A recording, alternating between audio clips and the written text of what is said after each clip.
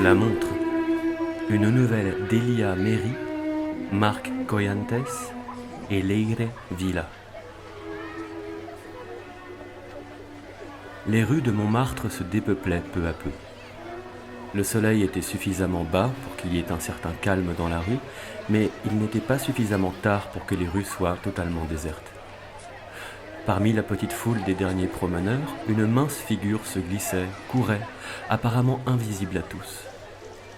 Il cachait sous sa veste un morceau de pain qu'il venait de voler, et courait avec l'assurance calme de celui qui a déjà fait cela des millions de fois.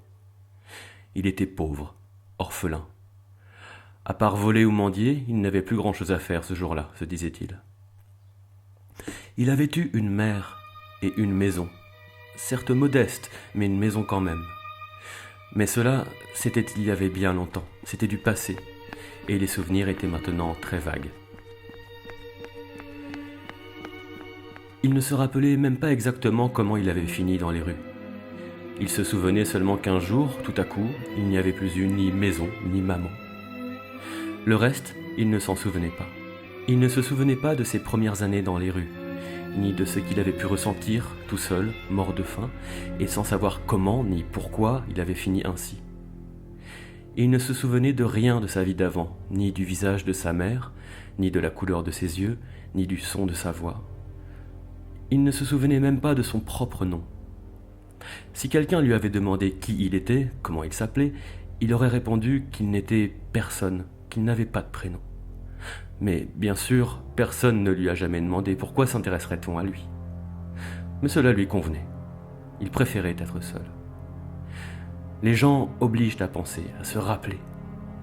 Oui, certainement il préférait ne pas se rappeler les choses qui étaient derrière les portes où sa mémoire avait caché les souvenirs douloureux.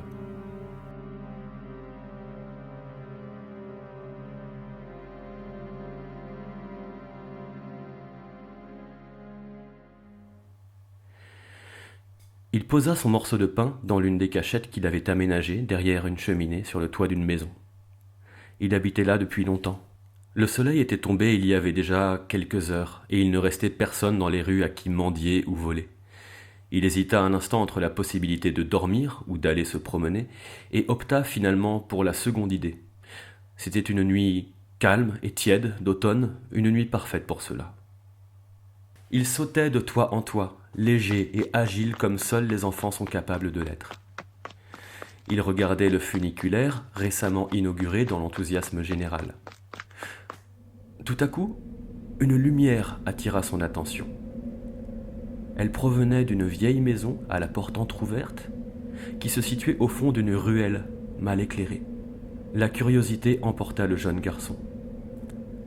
Pourquoi l'intérieur de cette maison visiblement abandonnée était-il éclairé à cette heure de la nuit ? Sa vie dans les rues lui avait forgé un caractère pragmatique, prudent, même méfiant, mais il lui restait quand même une trace de sa curiosité innée. Il descendit silencieusement des toits, et le cœur battant, il jeta un rapide coup d'œil dans la maison. Il vit un homme penché sur sa table, en train d'écrire. Il devait avoir une 50aine d'années. Il avait les cheveux gris, ébouriffés, des sourcils fournis et paraissait concentré.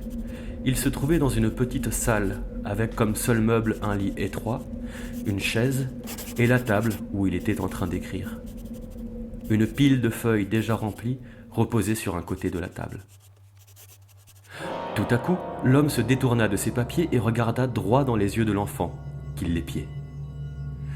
Normalement, n'importe qui aurait été surpris, même fâché de découvrir un enfant sale, avec des vêtements en lambeaux, en train d'épier à cette heure de la nuit, mais l'homme s'arrêta simplement d'écrire et commença à nettoyer sa plume, tout en souriant calmement à l'enfant. Ce dernier resta paralysé. Il voulait à tout prix partir, courir, s'enfuir, pour ne plus jamais revenir dans ce coin de la ville, mais ses jambes ne bougeaient pas. Pendant toutes ces années passées dans les rues, il n'avait pratiquement parlé à personne, et les humains étaient peu à peu devenus une partie du paysage de la ville. Pour lui, ils n'étaient plus des êtres avec lesquels interagir. Donc, à l'instant même où leurs regards se rencontrèrent, il resta immobile, s'arrêtant même de penser un instant. Mais pourquoi je ne bouge pas ? Son anxiété redoublait. Un filet de sueur commença à couler entre ses omoplates. Il continuait de se répéter. Bouge, bouge, bouge, mais pourquoi je ne peux pas bouger ? Eh oh ! Tu es sourd, mon garçon ? Cela fait déjà 3 fois que je t'appelle. Est-ce que tu peux me passer le chiffon qu'il y a sur l'étagère, s'il te plaît ? Il y avait quelque chose chez cet homme qui le poussait à obéir.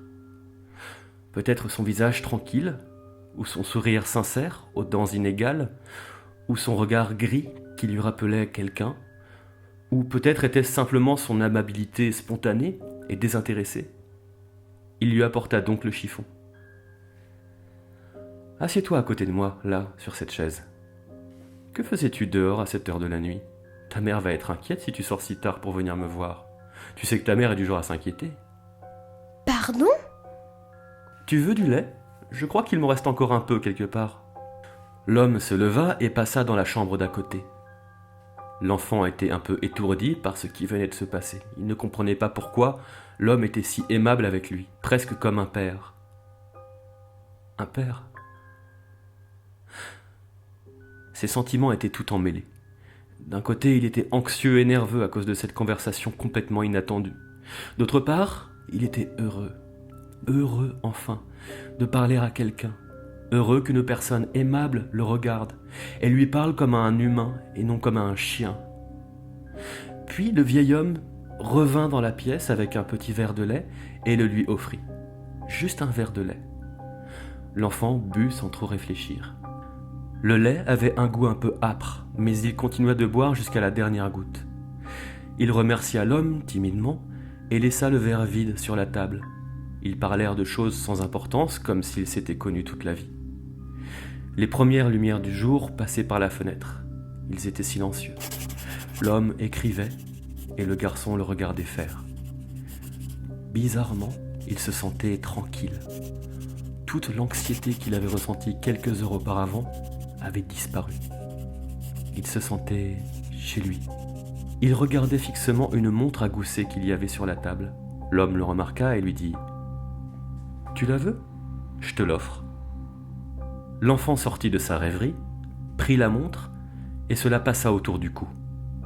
Il la regarda. Elle était dorée avec des motifs floraux ornés d'une longue chaîne en or. Elle semblait très, très vieille. L'enfant était plongé dans son observation. Puis, peu à peu, la montre devint floue, puis double. Il commença à avoir le vertige. Le monde tournait autour de lui. Il avait très chaud. Une sueur froide dévala son dos et ses tempes. Les contours de son regard s'obscurcirent. Il bascula. Il regarda l'homme et entendit sa voix lointaine. « À jamais, mon fils. » Puis, le noir.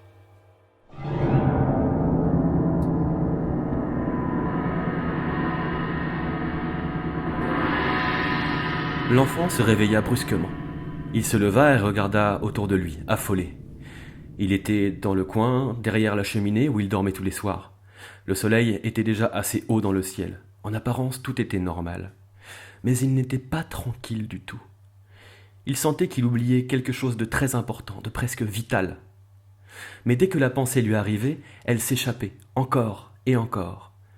La tête lui tournait, et il éprouvait une douleur aiguë à l'arrière du crâne.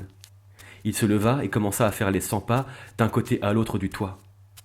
Quand il arriva au bord, il s'arrêta et passa une main dans ses cheveux, irrité. Dans la rue, un père marchait, en donnant la main à sa fille. Il les regardait d'un air absent. Un père et sa fille. Un père. Un père. Tout à coup, les souvenirs de ce qui s'était passé lui revinrent, si brusquement qu'il chancela. Sans trop réfléchir, il commença à courir vers la maison. Il courait vite, très vite. Il sautait de toit en toit avec l'agilité d'un chat. Ses pensées et ses sentiments étaient tout emmêlés. Il était terriblement confus, triste, heureux, fâché, nerveux, tout cela à la fois. Son esprit était un tourbillon. Il se posait des centaines de questions. L'avait-il appelé fils ? Ou est-ce qu'il l'avait rêvé ? Comment était-il arrivé sur le toit où il vivait ? L'homme qui se faisait appeler son père l'avait-il emmené ? Il ne pouvait quand même pas savoir où il vivait, non ? Il descendit des toits et commença à courir à toute vitesse en esquivant les passants qui le regardaient à peine. Il arriva finalement à destination et ralentit sa course, essoufflé, puis s'arrêta net. Les fenêtres et la porte étaient couvertes de planches en bois. Il resta un moment, stupéfait, sans comprendre. Puis toutes les questions et l'anxiété qui le hantaient quelques minutes plus tôt lui revinrent, mais 2 fois plus intenses. Pourquoi la maison était-elle dans cet état-là ? L'homme était-il parti pendant la nuit ? Avait-il tout rêvé ? Il frappa plusieurs fois à la porte d'à côté, complètement hors de lui. Une femme et un homme qui devaient avoir environ 60 ans lui ouvrirent, puis reculèrent, l'air épouvanté. L'enfant transpirait et respirait bruyamment, irrégulièrement. Il était plié en 2 et il avait les yeux exorbités. Ses vêtements, qui étaient déjà sales et vieux et déchirés avant cela, maintenant étaient pires encore à cause de sa course. La femme recula encore plus. Le garçon, qui se tenait devant la porte, avait plus l'air d'un animal sauvage que d'un être humain. « Qu'est-ce qui vit dans la maison d'à côté ?» demanda le garçon d'une voix menaçante et désespérée à la fois. L'homme resta quelques secondes silencieux, puis répondit « Dans la maison abandonnée d'à côté, là ? Mais tu es aveugle, mon garçon. Personne n'y vit depuis des années. Si je ne me trompe pas, là vivait un homme, sa femme et son enfant. Mais la femme et l'enfant ont disparu. Puis quelque temps après, l'homme est parti au milieu de la nuit. Mais cela fait de cela des années, peut-être 10 ou 11 ans. » L'enfant recula lentement. Un poids terrible comprimait sa poitrine. Il avait du mal à respirer. Il prit sa chemise et la tordit de ses mains tremblantes. Il remarqua quelque chose de froid. Il regarda lentement vers le bas. Une montre dorée était accrochée à son cou.